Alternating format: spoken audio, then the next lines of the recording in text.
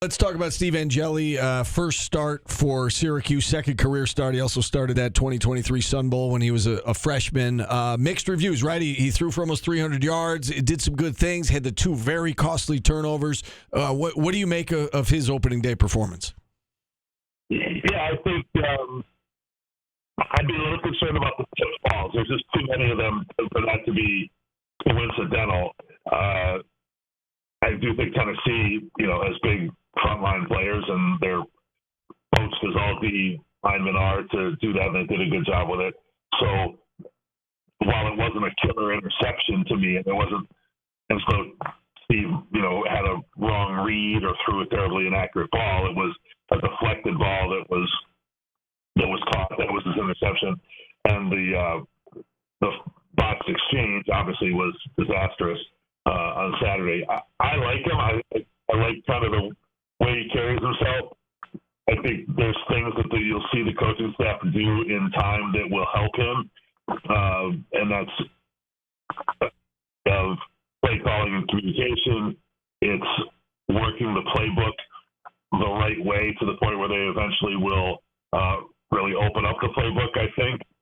So he's got the makings for me of somebody that has the ability to be really productive. I think the comparisons to Kyle McCord I understand where they're coming from. It's just a little unfair right at this stage because he just doesn't have the same type of background coming in. So he's got to be afforded some growth time, and I think you'll start to see that growth as early as Saturday. Matt, did you make anything about all the batted balls he had in that game? Would you put that to the offensive line on him or the defensive line to Tennessee? I'd like to actually look back at those specific plays. It's something I haven't gotten around to yet this week. I'm sorry, but I did ask Fran Brown about it right after the game, and he felt like it wasn't a significant concern that was going to be lagging, or that it hadn't popped up in training camp like, oh, he's got a low release or anything along those lines. So I would put that right now in the category of make a little asterisk next to it, and we look at it. I mean, if he has two or more blocked in this game against Connecticut, yeah, you got to raise an eyebrow and go, what's going on? You can't have that happening on a regular basis. But maybe they adjust the passing game accordingly. They already throw it into the flat to the running backs and get it away from the defensive line as a regular part of the playbook to begin with. So let's just see. Let's give them a little time. I think it's a pretty small sample size of what we've seen so far. We saw Jamie Tremble play 18 defensive snaps, played limited on offense. Demetrius Samuel, we know there's a lot of talk that he's going to play some offense at some point, and then Fran Brown made a comment after the game on Saturday and said you're going to see some other guys, or actually it was Monday during his press conference, so you're going to see some other guys, didn't define who those guys will be, play two ways. What do you think of that? Is he trying to give the opponent something to think about, or do you think genuinely we're going to see a handful of guys play both ways on this team?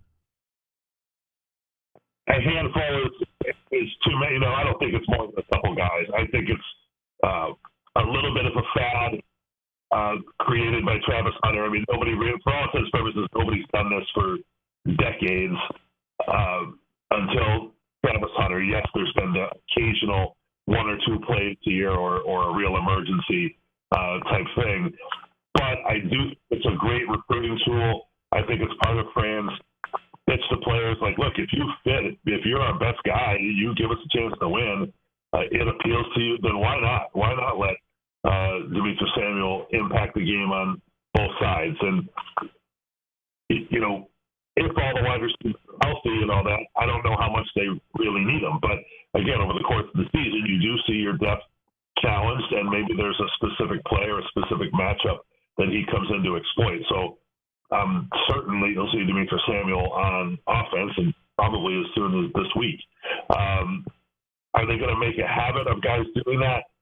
I don't think so, other than I do believe that Fran wants to get the message across to recruits that, look, we're open for discussion here to use everyone's talents to the best of their ability and to maximize our chances of winning the game. So if there'll be people in the future who think they can play on both sides.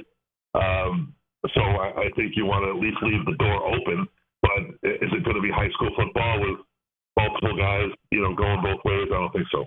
All right, let's turn our attention to UConn. And, as we've been saying throughout the week, this is not the UConn team from, 5 years ago, even 2 years ago, right? They won 9 games last season. They got their starting quarterback back, a lot of nice pieces back, and Jim Morris seems to have that program moving in the right direction. What stands out to you about the Huskies? I just think they're solid. They run the ball. They, were right in there. I know you guys have been talking about it. Right in there last year against the ACC teams they played. I don't think the Syracuse game was as close as the final score would indicate, but they had some people come here and do some things. Cam Edwards is a running back, has been very prolific throughout his career. And Joe Fagnano, the quarterback, threw 20 touchdowns and 4 picks last year. I don't care what level of competition you're facing. That's a pretty strong ratio. And this is a big game for them. I'm sure they think they can come in here and pick this one off. They did beat North Carolina, a very disinterested version of North Carolina in the bowl game last year. So games that really boost their credibility. They have a hodgepodge schedule, as you might imagine, as an independent. And this one I know they'll circle. I think the first part of this game, and we say this a lot, this week is really important. Syracuse, they don't get down 17, just off the jump last week. They hung in there right there with Tennessee. But they did get down 17-0. You absolutely can't afford to make that a habit.